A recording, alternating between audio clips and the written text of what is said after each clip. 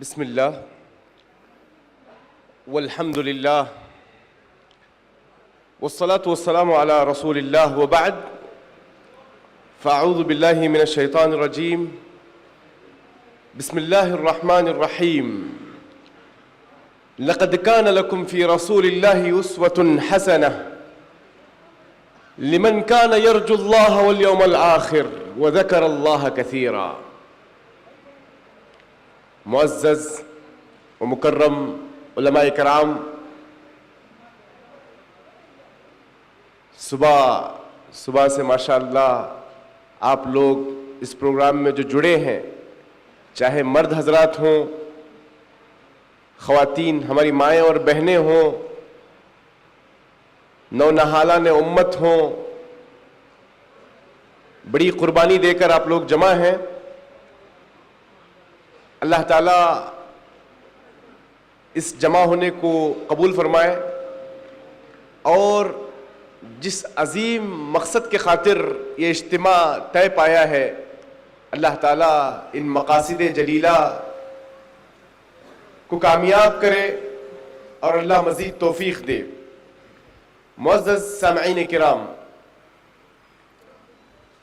ابھی میں نے جو آیت پڑھی ہے آپ کے سامنے، اس آیت میں اللہ کے رسول صلی اللہ علیہ وسلم کو بحیثیت قدوہ، اسوہ اور ایک عملی نمونے کے طور پر اللہ تعالیٰ نے پوری دنیا کے سامنے پیش کیا.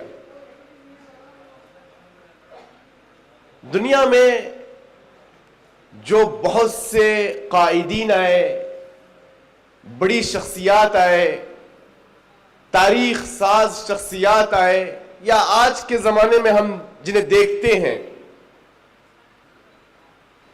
ہو سکتا ہے وہ زندگی کے کسی ایک شعبے میں ایک اونچا مقام حاصل کر سکتے ہیں، کسی ایک میدان میں وہ ماہر فن ہو سکتے ہیں، لیکن اللہ کے رسول صلی اللہ علیہ وسلم کی یہ خصوصیت ہے،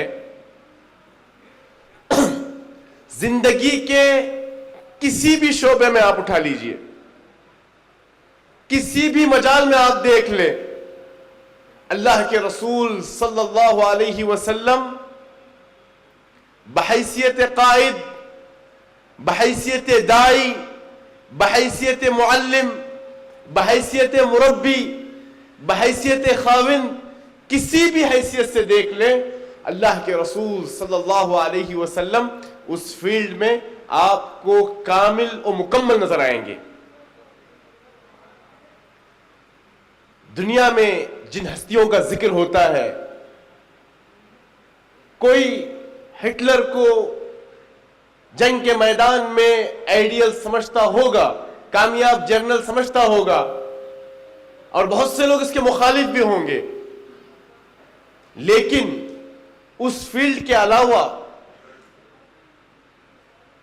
اس کی معاشرت، اجتماعیت، اخلاقیات، اس تناظر میں جب ہم اس شخصیت کا مطالعہ کرتے ہیں تو کافی خلا نظر آتی ہے.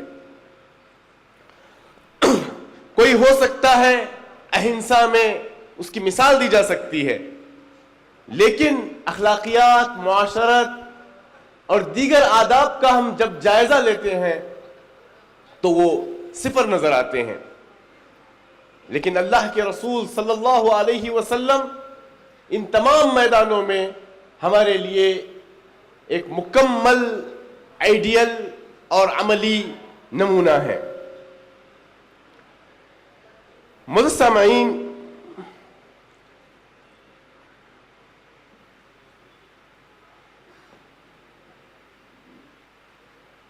اللہ کے رسول صلی اللہ علیہ وسلم نے جس معاشرے کی تشکیل دی، اگر ہم اس معاشرے کا بھی جائزہ لیں تو آپ دیکھیں گے کہ اللہ کے رسول صلی اللہ علیہ وسلم کی جو تعلیمات ہیں وہ زندگی کے تمام میدانوں پر محیط ہیں.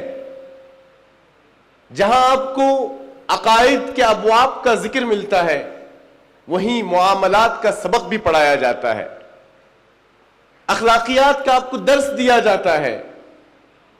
جہاں آپ کو ایک شادی اور شہنائی کے موقع پر نکاح اور ولیمے کی مناسبتوں سے جہاں اولم ولو بشات خوشیاں کیسے ہم گزاریں اس کے آداب جہاں ملتے ہیں، وہیں پر اللہ کے رسول صلی اللہ علیہ وسلم کی زندگی میں اور آپ کی تعلیمات میں معاشرے میں جب کسی خاندان اور فیملی پر مشکل گھڑی آ جاتی ہے، ماتم کی گھڑی آ جاتی ہے، تعزیت کی نوبت آ جاتی ہے، وفیات کے واقعات پیش آتے ہیں، تو ایسے موقع پر آپ صلی اللہ علیہ وسلم کی تعلیمات کس طرح ان کے ساتھ ہمدردی کا معاملہ کیا جائے، کس طرح ان کے ساتھ خیرخواہی کا معاملہ کیا جائے، غمگساری کا معاملہ کیا جائے، وہ تمام تعلیمات اللہ کے رسول صلی اللہ علیہ وسلم کی زندگی اور ان کی تعلیمات میں ملتی ہیں۔ جہاں نکاح کے موقع پر عبد الرحمن ابن عوف رضی اللہ عنہ سے آپ کہہ رہے ہیں کہ اے عبد الرحمن، اس خوشی کی مناسبت سے تم ضرور ولیمہ کرے، چاہے ایک ہی بکرا کیوں نہ کاٹیں۔ وہیں پر ہمیں جعفر طیار رضی اللہ تعالی عنہ جو معرکہ موتا میں شہید ہوتے ہیں، تو اس وقت اللہ کے رسول صلی اللہ علیہ وسلم نے جعفر رضی اللہ تعالی عنہ کے اہل خانہ کے ساتھ جو خیرخواہی، جو ہمدردی پیش کی، آپ نے اپنے گھر والیوں کو، اپنی بیویوں کو حکم دیا اسنعوا لآل جعفر طعاما، کہ آل جعفر کے لیے آج کھانا بنا کر بھیجو، کیونکہ ان کے گھر پر مصیبت ٹوٹ پڑی ہے۔ تو یہ جو اعتدال ہے، زندگی گزارنے کے جو آداب ہیں، یہ آپ کو اللہ کے رسول صلی اللہ علیہ وسلم کی زندگی میں بدرج اتم ملیں گے۔ اور اللہ کے رسول صلی اللہ علیہ وسلم کی طبیعت بھی دیکھیے، اللہ کے رسول صلی اللہ علیہ وسلم اس قدر بارعب تھے، صحابہ اس قدر آپ کا احترام کیا کرتے تھے۔ وہ نماز کا واقعہ آپ کو یاد ہوگا جس میں اللہ کے رسول صلی اللہ علیہ وسلم نے سہون ظہر کی نماز 2 رکعت پر سلام پھیر دیا۔ قوم میں ابو بکر و عمر ہیں رضی اللہ عنہم اجمعین، لیکن کسی کی مجال نہیں کہ اللہ کے رسول سے پوچھے کیا اللہ کے رسول آپ بھول گئے یا قصر کیے، یہ سوال کرنے کی ہمت نہیں ہے۔ اس قدر بارعب شخصیت، لیکن اسی کے ساتھ ساتھ آپ کی طبیعت اس طرح متبسم تھی، اس طرح مسکراہٹ کے ساتھ، اپنائیت کے ساتھ، خندہ پیشانی کے ساتھ آپ صحابہ اکرام کو ملا کرتے، صحابہ اکرام شک میں پڑ جاتے اور یہ فیصلہ کر لیتے شاید اس روئے زمین میں اللہ کے رسول صلی اللہ علیہ وسلم کے پاس میں سب سے محبوب ترین انسان ہوں۔ ایک دفعہ عمرو بن العاص رضی اللہ عنہ، انہیں یقین تھا کہ شاید اللہ کے رسول مجھے سب سے زیادہ چاہتے ہیں، آ کر انہوں نے مجلس میں پوچھ لیا آپ کے پاس سب سے زیادہ محبوب ترین شخصیت کون ہے، بتا دیں۔ بلا تردد، بلا تعمل آپ کی زبان سے بے ساختہ نکلا عائشہ، میرے پاس سب سے محبوب ترین جو ہے میری اہلیہ عائشہ کا مقام ہے۔ تو پھر انہیں ذہن میں شاید آپ خواتین کی بات کر رہے ہیں۔ پھر آپ نے پوچھا او من الرجال، میرا سوال مرد حضرات میں سب سے محبوب ترین کون ہے؟ آپ صلی اللہ علیہ وسلم نے کہا ابوہا، ان کے والد ابو بکر۔ پھر وہ سمجھ گئے اگر یہ سلسلہ شروع کروں تو پتہ نہیں میرا نمبر کہاں آئے گا. یہ دیکھیے آپ صلی اللہ علیہ وسلم کی طبیعت، بیک وقت روبدار شخصیت، اور وہیں پر ایسی مسکراہٹ، اس مسکراہٹ پر فدا. علی رضی اللہ تعالی عنہ، در خیبر کو جنہوں نے اکھاڑا، ان کی شجاعت کی، بصالت کی مثالیں دی جاتی ہیں. کہتے ہیں جب عین معرکے کا وقت ہوتا، جب مشکل ترین گھڑی ہوتی، تو اس وقت ہم اللہ کے رسول صلی اللہ علیہ وسلم کے قریب قریب اور ان کے سائے تلے ہوا کرتے تھے. حنین کے موقع پر مسلمانوں کو ان کی تعداد پر تھوڑا فخر محسوس ہوا، جس کے نتیجے میں ابتدائی شکست کا سامنا کرنا پڑا. لیکن اس موقع پر تنہا اللہ کے رسول صلی اللہ علیہ وسلم کھڑے ہیں اور اعلان کیے جا رہے ہیں، انا النبی لا کذب، انا ابن عبد المطلب. تنہا کھڑے ہو کر، بہت محدود تعداد میں صحابہ آپ کے ساتھ ہیں، اور آپ پوری بہادری اور شجاعت کا ثبوت دیکھ کر میدان میں ڈٹے ہوئے ہیں. ایک دفعہ رات کے وقت مدینے میں ایسا شور و غل ہوا، اہل مدینہ کی نیند اڑ گئی. سب لوگ اپنے بستر سے اٹھ کر گھروں کے باہر آ گئے تو دیکھا کہ دور سے ایک گھوڑ سوار مدینے میں داخل ہو رہے ہیں اور تمام لوگوں کو خوشخبری دے رہے ہیں، جاؤ آرام کرو، جو معاملہ تھا میں اسے سنبھال چکا ہوں، جاؤ آرام کرو. وہ اللہ کے رسول صلی اللہ علیہ وسلم کی شخصیت تھی. ایک طرف اس قدر بہادری، بے مثال قدوہ کی حیثیت، اور دوسری طرف صحابہ اکرام کہتے ہیں کہ جب اللہ کے رسول صلی اللہ علیہ وسلم سے وہ مصافحہ کرتے، ریشم سے زیادہ نرم آپ صلی اللہ علیہ وسلم کا ہاتھ ہوا کرتا تھا. کس طرح کی تضاد کیفیتیں اللہ تعالیٰ نے اللہ کے رسول صلی اللہ علیہ وسلم میں ودیت کی تھی. معزز مشاہدین، سامعین،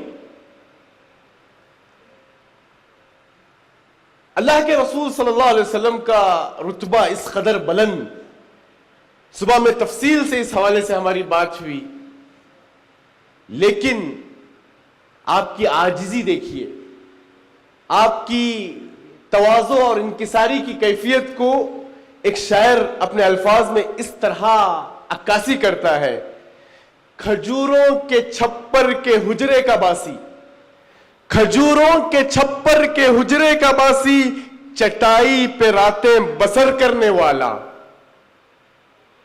وہ یک رحمت دو جہاں اور پھر بھی صدا نان جو پر گزر کرنے والا، ضلالت زدہ نوع انسان کے غم میں، ضلالت زدہ نوع انسان کے غم میں، مسلح کو اشکوں سے تر کرنے والا، خدا کے گنہگار بندوں کے خاطر دعاؤں میں رو رو سحر کرنے والا، رہا کارزار حنین و احد میں کھڑا استقامت کی دیوار بن کر، پڑا حق پہ جب بھی کٹھن وقت کوئی، پڑا حق پہ جب بھی کٹھن وقت کوئی، وہ نکلا عساکر کا سالار بن کر، زمانے کی محفل کو جس نے سنوارا، اسے حق نے محبوب کہہ کر پکارا. معزز سامعین، سیرت نبوی علیہ الصلوۃ والتسلیم اتنے گوشوں پر محیط ہے، اتنے پہلوؤں کا احاطہ کرتی ہے.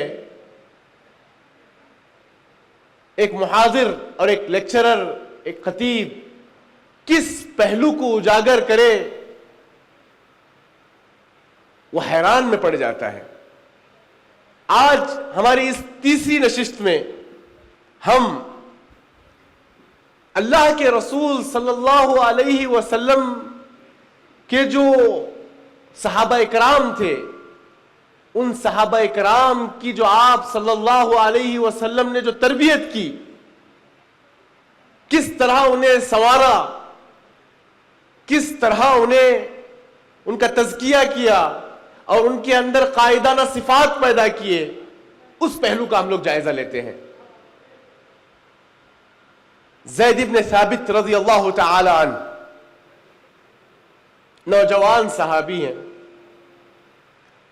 ان سے اللہ کے رسول صلی اللہ علیہ وسلم نے درخواست کی، اے زید، مدینے میں جو یہودی قبائل ہیں، مدینے میں 3 یہودی قبائل تھے، بنو نضیر، بنو قینقاع، بنو قریظہ۔ کہا ان کے ساتھ معاملہ کرنا اور ڈیل کرنا بڑا مشکل کام ہے، میں ان کے غدر و فریب سے پریشان ہوں، ان کے معاملات پر مطمئن نہیں ہوں۔ کبھی مجلس میں آتے کہتے السلام علیکم، موت کی بد دعا دیتے، کبھی کہتے یا راعنا، ڈبل میننگ الفاظ استعمال کرتے۔ ایک راعنا کا معنی ہوتا ہے ادھر توجہ فرمائے، اور ایک معنی ہوتا ہے اے ہمارے چرواہے۔ وہ جو دوسرا مطلب ہے وہ الفاظ استعمال کرتے۔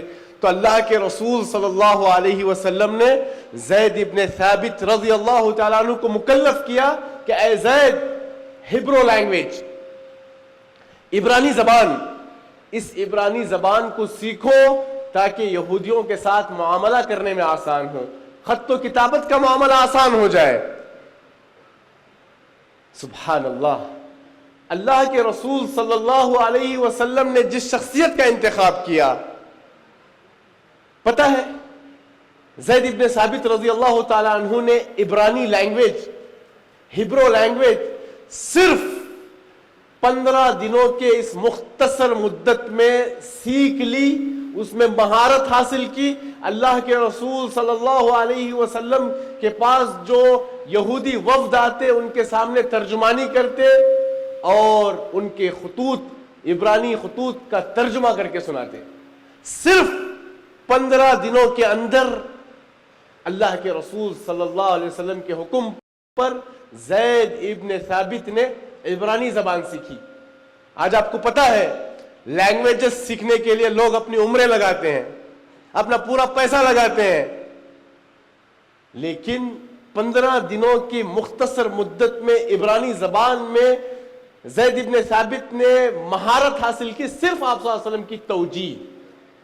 اور اس میں جو سب سے بڑی خصوصیت ہے وہ یہ کہ اللہ کے رسول صلی اللہ علیہ وسلم جانتے تھے اور پہچانتے تھے کہ کس صحابی میں کون سا فن ہے، سب کی تشخیص، بلکہ آپ نبض شناس تھے۔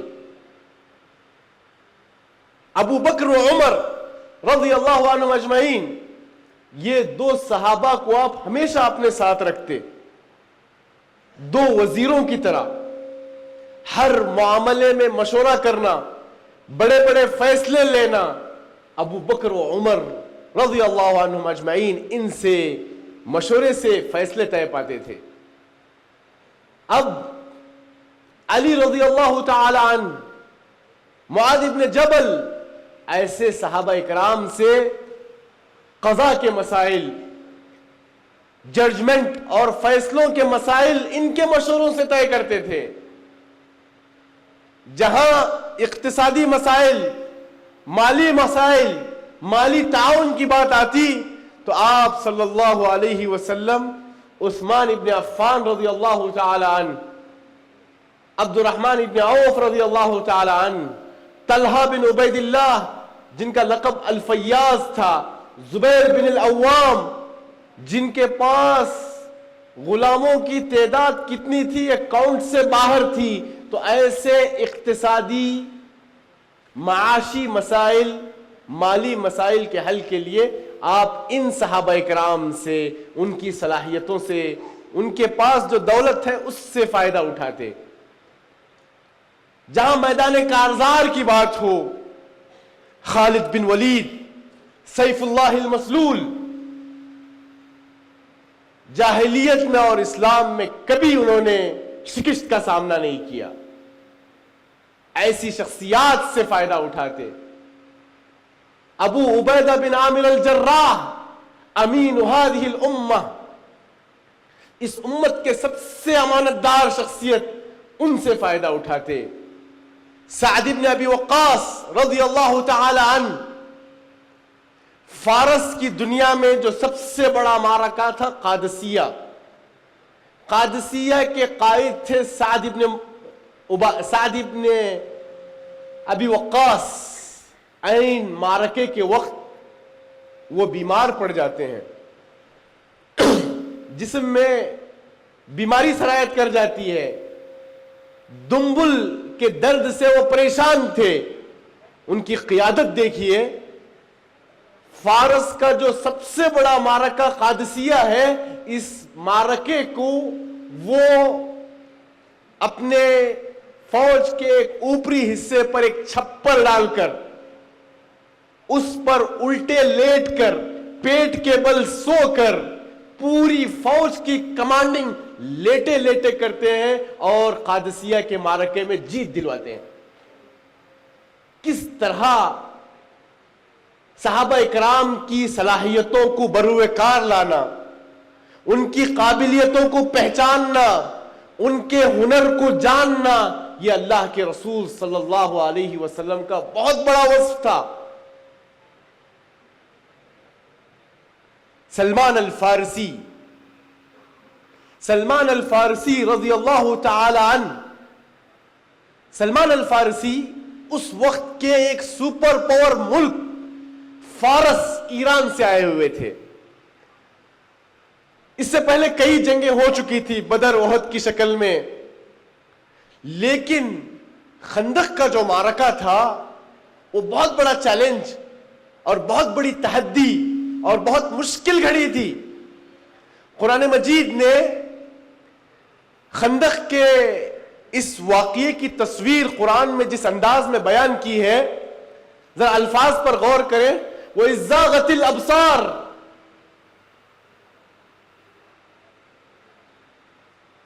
آنکھیں کھلی کی کھلی رہ گئی، آنکھیں چندیا گئی۔ وَبَلَغَتِ الْقُلُوبُ الْحَنَاجِرَ، کلیجے منہ کو آ گئے۔ وَتَظُنُّونَ بِاللَّهِ الظُّنُونَ، دماغ میں عجیب و غریب خیالات آ رہے ہیں اللہ کے بارے میں۔ هُنَالِكَ ابْتُلِيَ الْمُؤْمِنُونَ وَزُلْزِلُوا زِلْزَالًا شَدِيدًا، وہاں مسلمان آزمائے گئے، ہلا کے رکھ دیے گئے۔ ایسے سچویشن میں اللہ کے رسول صلی اللہ علیہ وسلم نے سلمان الفارسی رضی اللہ تعالی عنہ کی قابلیتوں اور صلاحیتوں سے کیسے فائدہ اٹھایا؟ سلمان الفارسی رضی اللہ تعالی عنہ ایک سپر پاور ملک سے آئے ہوئے تھے، انہیں پتا تھا کہ جنگیں کیسی لڑی جاتی ہیں، حریف کو اور مد مقابل کو کیسے شکست دینا ہے، وہ پوری اسٹریٹجی جانتے تھے۔ تو انہوں نے اللہ کے رسول صلی اللہ علیہ وسلم کو مشورہ دیا کہ ایک خندق کی کھدائی کی جائے۔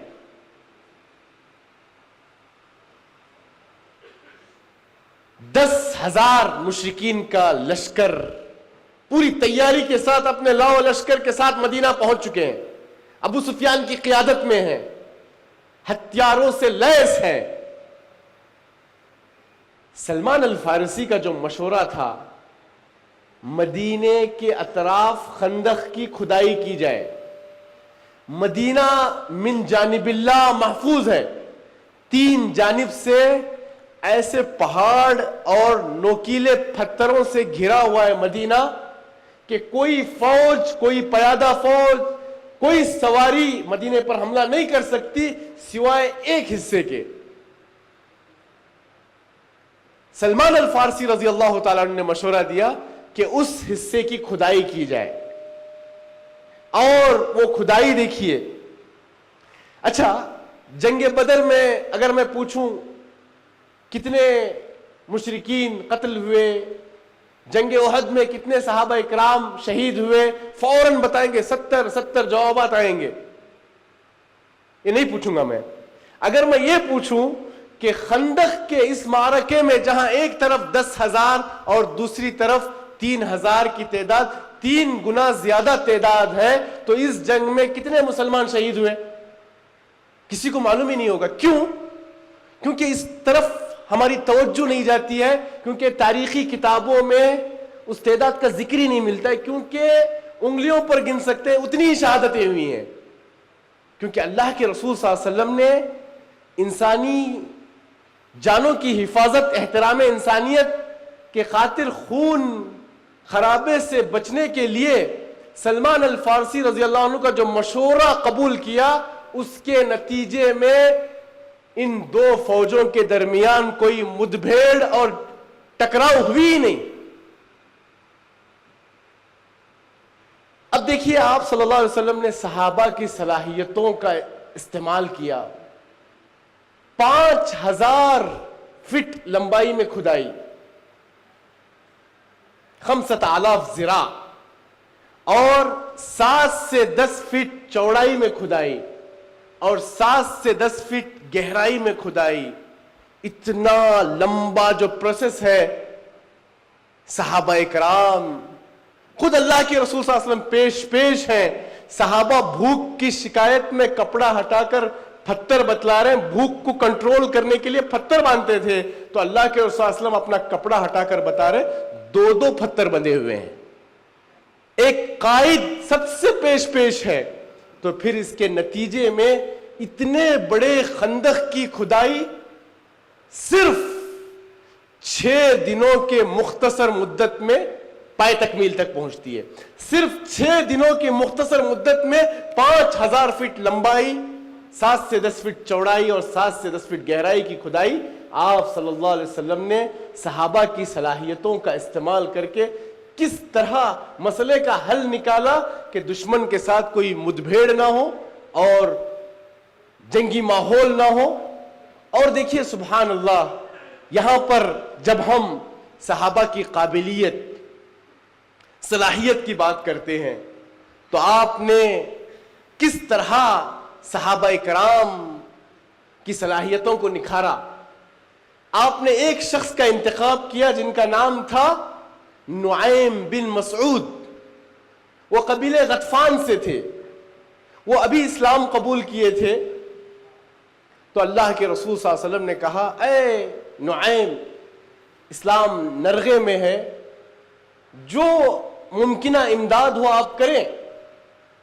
تو ایک شخص کا انتخاب، مناسب جگہ پر مناسب فرد کا ہونا، یہ امت کے لیے کتنا مفید ہے۔ دیکھیے نعیم بن مسعود کا جیسے ہی انتخاب کیا، تو نعیم بن مسعود نے اللہ کے رسول سے اجازت لی کہ میں کچھ کرنا چاہتا ہوں، تو آپ نے اجازت دی۔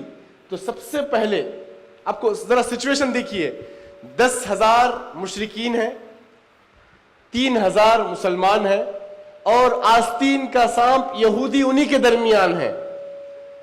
تو سب سے پہلے نعیم بن مسعود نے کیا کیا؟ یہودیوں کے پاس گئے۔ پھر اس کے بعد یہودیوں کو یہ سبق پڑھایا کہ دیکھو، یہ جو جنگ ہے مشرکین اور مسلمانوں کے درمیان ہے، اس میں تمہارا کیا مقام ہے؟ آج تم جو کود پڑے ہو، کل کے دن اگر مشرکین جیت جائے یا مسلمان جیت جائے، کل کے دن تمہیں کیا ملنے والا ہے؟ کیا ایسی گارنٹی ہے کہ کل کے دن مشرکین جیتنے کے بعد آ کر آپ کی مدد کریں گے؟ اگر اللہ کے رسول صلی اللہ علیہ وسلم جیت گئے تو تم مدینے میں کیا چہرہ لے کر جیو گے؟ تو اس طرح ان کے دماغ کو ڈائیورٹ کیا اور کہا کچھ تو گروی لے لو، کچھ تو گارنٹی شرٹی کے طور پر مشرکین سے لے لو، تاکہ کل کے دن کچھ مصیبت آئے تو وہ لوگ مکہ سے آ کر تمہاری مدد کریں۔ وہ تو مال و دولت کی ہوس تھی ان کو، تو انہوں نے کہا بہت قیمتی مشورہ۔ پھر نعیم بن مسعود کس کے پاس گئے؟ مشرکین کے پاس گئے۔ مشرکین کے پاس جا کر انہیں کہا یہ یہود اپنے انبیاء کے لیے بھی پکے نہیں ہیں، ان کے لیے بھی سچے نہیں ہیں, ان کے ساتھ انہوں نے غداریاں کی ہیں, آپ کے ساتھ کیا وفا کریں گے؟ یہ عین معرکے میں دیکھو وہ لوگ آئیں گے, جنگ جیتنا ہارنا نہیں, انہیں پیسہ کمانا مقصد ہے, تم سے آ کر کچھ نہ کچھ مانگیں گے, گروی یا کچھ بھی مانگیں گے. تو ایسے ہی ہوا, مشرکین کے پاس یہودی آئے اور آ کر کہنے لگے اگر ہم آپ کا جنگ میں ساتھ دیں تو گروی کے طور پر کیا رکھو گے؟ ہتھیار, خواتین, کیا رکھو گے؟ تو اس طرح ایک شخص جن کا انتخاب اللہ کے رسول صلی اللہ علیہ وسلم نے کیا, دو بڑی مخالف طاقتوں کے درمیان ایسی شک کی بیج ڈال دیا, وہ لوگ کبھی الائنس نہیں بن سکے, کبھی وہ لوگ متفق نہیں ہو سکے. تو اس طرح خندق کی کامیابی میں اللہ کے رسول صلی اللہ علیہ وسلم نے غزوہ احزاب کی کامیابی میں صحابہ کرام کی صلاحیتوں اور ان کی قابلیتوں کو نکھار بخشا. ایک آخری مثال دیکھیے, یہ سیرت کو ہم پریکٹیکلی پڑھ رہے ہیں, تھوڑا سا ذہن پر ذرا بوجھ ڈالنا پڑتا ہے, مثالوں کو سمجھنا پڑتا ہے. ذرا کوشش کریں جو میسج میں دینا چاہ رہا ہوں اس کو سمجھنے کی کوشش کریں. ایک تیسرا واقعہ میں غزوہ احزاب کا بتلاتا ہوں. اللہ کے رسول صلی اللہ علیہ وسلم کو جیسے ہی اطلاع ملی کہ مشرکین 10,000 کی تعداد میں ہیں اور ہماری تعداد صرف 3,000 ہے, تو ایسے موقع پر کیا ہی بہتر ہے کہ ان 10,000 کی تعداد کو تھوڑا کم کیا جائے. کیسے کم کر سکتے ہیں؟ اس میں جو قبیلے غطفان ہے, الائنس تھے وہ احزاب, کئی جماعتیں مل کر آئے تھے, تو اس میں جو غطفان قبیلہ ہے ان سے ہم ڈیل کرتے ہیں. تو آپ نے دو معزز انصار کے سردار صحابہ کرام کو بلایا. ایک سعد ابن معاذ, سعد ابن معاذ کا نام سنا ہے آپ نے؟ کون جانتے ہیں سعد ابن معاذ کو؟ ایک دو, ماشاءاللہ. یہ سعد ابن معاذ کون ہے پتہ ہے؟ جن کی وفات پر اللہ کا عرش ہل اٹھا. یہ سعد ابن معاذ مصعب بن عمیر کی دعوت پر جب اسلام قبول کیے تو اپنی قوم بنی اشہل کے پاس آئے اور کہنے لگے میں اللہ کے رسول کے بھیجے ہوئے سفیر مصعب کے ہاتھوں اسلام قبول کر چکا ہوں. یہ سورج ڈھلنے سے پہلے میری قوم کے تمام لوگوں کو میں خطاب کر کے کہتا ہوں کہ یہ سورج کے ڈھلنے سے قبل سب کے سب اس چیز کو تسلیم کریں گے جس کو میں قبول کر چکا ہوں. اس دن کا سورج ڈوبنے سے پہلے انصار جن کے دو قبیلے ہیں اوس اور خزرج, یہ اوس قبیلے کے سردار سعد ابن معاذ, پورے قبیلے کے لوگ شام ہونے تک مشرف اسلام ہوتے ہیں. یہ سعد ابن معاذ ہیں جن کے وفات پر اللہ کا عرش ہل اٹھا, جن کے جنازے میں 70,000 فرشتے شریک ہوئے. اللہ کے رسول صلی اللہ علیہ وسلم نے کہا کہ سعد کے جنازے میں جلدی کرو ورنہ تم سے پہلے فرشتے پہنچ جائیں گے. انسانی تاریخ میں پہلی بار کسی شخص کے جنازے میں, کسی انسان کے جنازے میں فرشتوں کا نزول ہوا. یہ ہے سعد ابن معاذ. تو دو شخصیات کو آپ نے بلایا, ایک سعد ابن معاذ اور دوسرے سعد ابن عبادہ. ان لوگوں کو آپ نے مشورہ طلب کرنے کے لیے بلایا اور ایک مشورہ دیا کہ ہم لوگ بڑے مشکل وقت سے گزر رہے ہیں, 10,000 کی فوج ہمارے سامنے ہے, کیا ہی بہتر ہے کہ ہم لوگ مدینے کی پیداوار کھجور کی جو فصل ہوتی ہے اس کھجور کی فصل کا 1/3 حصہ 1/3 ہم ان قبیلے غطفان کے مشرکین کو دے دیتے ہیں کہ ہر سال ہم مدینے کا 1/3 حصہ آپ کے حوالے کر دیں گے. شرط کیا ہے؟ تمہیں یہیں سے واپس لوٹنا ہے. اس طرح 10,000 کی تعداد 7,000 میں بدل جائے گی, 3,000 مشرکین کی تعداد کم ہوگی. سبحان اللہ. اللہ کے رسول صلی اللہ علیہ وسلم کی تربیت دیکھیے. آپ نے ان صحابہ اکرام کو ایسے تیار کیا تھا, قبل اس کے کہ میں غزوہ احزاب میں جو جواب تھا میں وہ بتلاؤں، آپ کو وہ بات بتلاؤں گا جب مدینے سے 150 کلومیٹر کے فاصلے پر بدر کے موقع پر اللہ کے رسول صلی اللہ علیہ وسلم بار بار کہہ رہے تھے، اللہ کے رسول بار بار مشورہ طلب کر رہے تھے. اس موقع پر آپ کا سوال مہاجرین سے نہیں تھا بلکہ انصار سے تھا. کیوں؟ کیونکہ انصار نے ہجرت کے موقع پر اللہ کے رسول سے وعدہ کیا تھا کہ اے اللہ کے رسول صلی اللہ علیہ وسلم، اگر آپ مدینہ آئیں گے تو ہم اپنے فیملی ممبرز کی طرح، اپنے گھر والوں کی طرح، ہمارے بچوں کی طرح، اپنے جان و مال و دولت سے بڑھ کر ہم آپ کی حفاظت کریں گے. یہ کب کی بات؟ جب مدینے میں ہو. لیکن معاملہ مدینے میں نہیں تھا، کہا تھا بدر میں تھا، 150 کلومیٹر باہر تھا. تو اللہ کے رسول بار بار ان کی ثبات قدمی کا جائزہ لے رہے تھے اور پوچھ رہے تھے کہ آپ لوگ مشورہ دیں. تو یہی ساتھ تھے، پہچان گئے اور کہا اے اللہ کے رسول صلی اللہ علیہ وسلم، شاید آپ انصار کو خطاب کر رہے ہیں، شاید آپ ہم سے کچھ سننا چاہتے ہیں، سن لیں.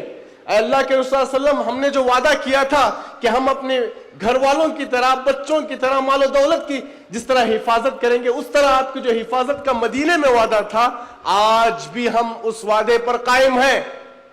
بلکہ اگر آپ حکم دیں کہ یمن برق الغماد تک ہمیں چلنے کا حکم دے تو ہم چلنے کے لیے تیار ہیں. اگر آپ ہمیں حکم دیں سمندر میں چھلانگ لگاؤ تو ہم چھلانگ لگانے کے لیے تیار ہیں. کیا الفاظ تھے! تو اب احزاب کے موقع پر، خندق کے موقع پر ان کا جواب سنیے. جب اللہ کے رسول صلی اللہ علیہ وسلم نے انہیں مشورہ دیا، کیا اس طرح ہم کریں گے کہ 1/3 کھجوروں کی جو فصل ہے وہ فصل 1/3 دے کر ان کو باہر بھیج دیں، یہ بہتر ہے؟ تو اس موقع پر سعدین، سعد ابن معاذ اور سعد ابن عبادہ کا جواب تھا، اے اللہ کے رسول صلی اللہ علیہ وسلم، کیا یہ اللہ کی جانب سے من جانب اللہ وحی ہے، یہ اللہ کا حکم ہے یا آپ کی رائے ہے؟ تو اللہ کے رسول صلی اللہ علیہ وسلم نے کہا یہ میری رائے ہے، میرا ایک سجیشن ہے. اس موقع پر سعد ابن معاذ اور سعد ابن عبادہ نے کہا اے اللہ کے رسول صلی اللہ علیہ وسلم، ہماری جو فصل ہے کھجور، اب نہیں بلکہ زمانے جاہلیت میں بھی ہم جو کھجور ہم سے نکل کر جو دوسری جگہ جا سکتی ہے، دوسروں کے حق میں آ سکتی ہے، وہ 2 ہی صورتیں ہیں. یا تو وہ ہماری فصل کی خریداری کریں، پرچیز کر لیں، یا تو پھر وہ ہمارے گھر مہمان بن کر آئیں. یہی 2 صورتیں ہیں جس میں ہم ہماری فصل ان کے حوالے کر سکتے ہیں. اس کے علاوہ کوئی سمجھوتے کی صورت نہیں ہو سکتی، کوئی سمجھوتے کی صورت نہیں ہو سکتی. تو کس طرح اللہ کے رسول صلی اللہ علیہ وسلم نے صحابہ اکرام کی جو قابلیتیں تھیں، جو صلاحیتیں تھیں، انہیں کس طرح نکھارا. اور اس طرح اگر آپ اللہ کے رسول صلی اللہ علیہ وسلم کی زندگی کا مطالعہ کریں، بے شمار آپ کو مثالیں ملیں گی. ایک موقع پر آپ صلی اللہ علیہ وسلم نے کہا لَصَوْتُ أَبِي طَلْحَةَ فِي الْجَيْشِ كَأَلْفِ رَجُلٍ. ایک صحابی کو آپ نے 1000 کے برابر قرار دیا، ایک صحابی کو آپ نے 1000 کے برابر قرار دیا. اسی لیے آپ بڑے بڑے بادشاہوں اور ایوانوں کے درباروں میں تقریباً انشاءاللہ اگلے سیشن میں بتاؤں گا 15 عالمی طاقتیں تھی. 15 اس وقت کے سپر پاور یا اس کے بعد کے درجہ بندی کے حساب سے جو بڑی بڑی سلطنتیں تھیں، وہاں پر صحابہ اکرام کی چھوٹی چھوٹی جماعتوں کو بھیجا. انہوں نے جس انداز سے اسلام کی ترجمانی کی اور اسلام کو انہوں نے پیش کیا، پھر اس کے بعد وہ اسلام وہاں غالب آتا گیا اور پھیلتا گیا. کتنا وقت ہے؟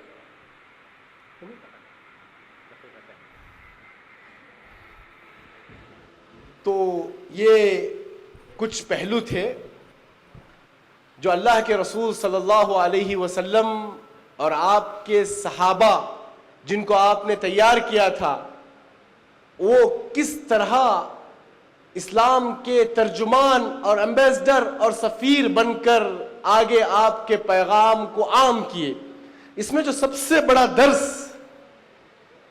ہمارے لیے ہے وہ یہ کہ آج ہمارے معاشرے میں جو بلا کی صلاحیتیں رکھتے ہیں، بڑی بڑی قابلیتوں کے مالک ہیں، اچھی لیاقتیں ہیں، تو ایسے لوگوں کی قدردانی، ایسے لوگوں کے مقام کو پہچاننا، اور اکثر دیکھنے میں آتا ہے کسی بڑے عالم کی وفات کے دن آپ دیکھیں گے واٹس ایپ گروپ پر 10 مضامین آ جاتے ہیں، 25 مقالے آ جاتے ہیں، ان کی پوری خوبیاں لوگ پیش کر دیتے ہیں.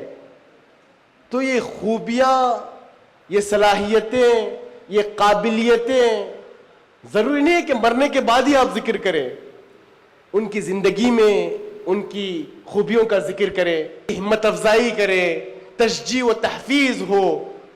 ورنہ انسان اپنی پوری صلاحیت، قابلیت، علم، ہنر سب کچھ لے کر چلا جاتا ہے. اسی لیے کہا جاتا ہے کہ اس وقت سب سے زیادہ علم کہاں ہے؟ اس وقت سب سے زیادہ علم کہاں ہے؟ قبرستان میں. کیوں؟